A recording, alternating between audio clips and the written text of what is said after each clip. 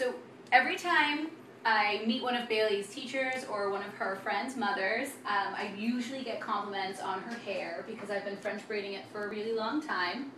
And a lot of people say, oh, I just wish I could do that. I wish I could braid hair like that. So today I wanted to show everybody how to do that because it's actually a very simple and basic technique. And then once you learn the basic technique to French braiding hair, you can do it several different ways and you can create really unique and exciting hairstyles. Let's see.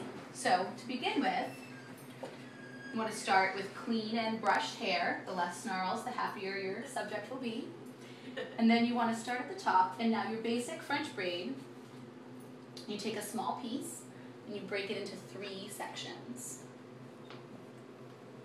So you have a section that you're going to keep on the left, in the middle, and the right. When you're French braiding with your basic technique, you're going to cross over from the left to the middle and the right to the middle. It really doesn't matter which side you start on. Carol, if you want to come closer so you can see, so you do it for Sarah, feel free. Let me try to tilt her head so you can look a little better.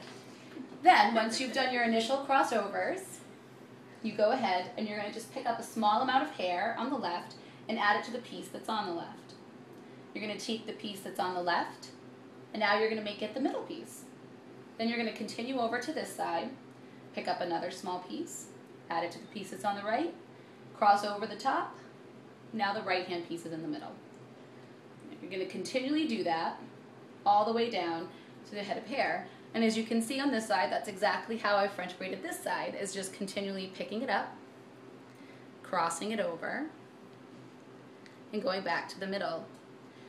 Now, the braid that's on this side of Bailey's head is very tight. You can see, if I tilt her head a little bit, that there's lots, you can see each little spot where we picked up more hair. So I kept the sections very small, adding only a little bit of hair at a time, crossing it over, and doing that again. I was also really careful to pull rather tightly to get this nice tight French braid on this side. This kind of a French braid is nice. It will keep the hair out of any dancers or gymnasts or people who work around machinery. French braids are really great for that because you don't have a lot of loose strands. I've seen this mostly though at recitals, soccer practice. It works for everything. It's really versatile hairdo. It got its name in the 18th century, but it's actually been documented as far back as the Mayans actually French braided hair. Now, you can see you're just still doing the same exact process, but there are some great variations on the French braid. So I'm going to go ahead and I'll show you those. Now, as you can see, the one we just did, all of the pieces went inward, and they create this flat, kind of a woven look on the hair. Now that you can do that one simple technique, I'll show you a very quick, easy way to change the look of the braid. Once again, we make 3 pieces. We have one on the left, one in the middle, and one on the right. Now, before, when we crossed the hairs, we took the one from the outside, went on top of the one in the middle, and that's how we created the braid. Now you can invert the process by taking what's in the middle and putting it on top of the outside piece. So I just took the middle, put it over the left. I'm going to take the middle and put it over the right. Then we're going to add some more hair, the same exact way we were adding hair before. You add some pieces. Now when you do this, what you're going to end up with is a nice upraised braid. It's a little bit fancier. It looks pretty when you do it from the side. So you have to keep going. We're going to keep going just so you guys can see that effect. Sorry, pretty. Be careful, slow and easy will make your little subject a lot happier. Like me. So you go in the middle, over the top, and to the outside. Then you're going to pick up some more hair. Jerry, I know this is really compelling for you. I'm going to have you practice later. Oh, great. So we're going to keep going. Now if you look, let me tilt Miss B's head for you. You can see that now we've created a nice, can you tilt up? Good girl. A nice upraised part of the braid. So instead of having a nice flat, we have a braided portion.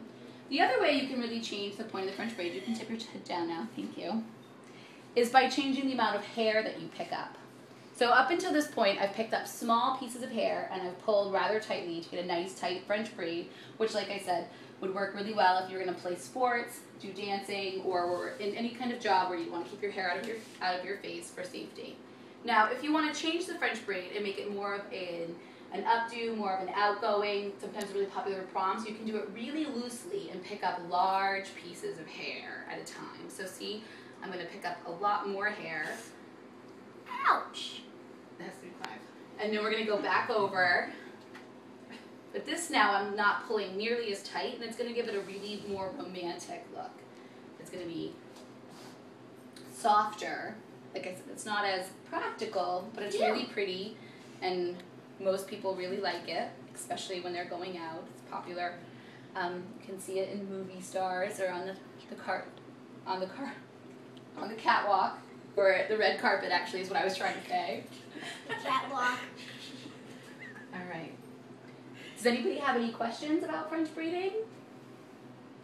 It's okay if you don't. It's pretty basic, simple technique, and I really hope that you guys will have some time to practice, because that's all that it really takes, and that I'm sure once you've worked on it with your own children or your own hair, you'll get just as many compliments as we do whenever we go out. It's really beautiful. Good job. Thank you. Thank you, Miss B. And I'm not free for any subjects.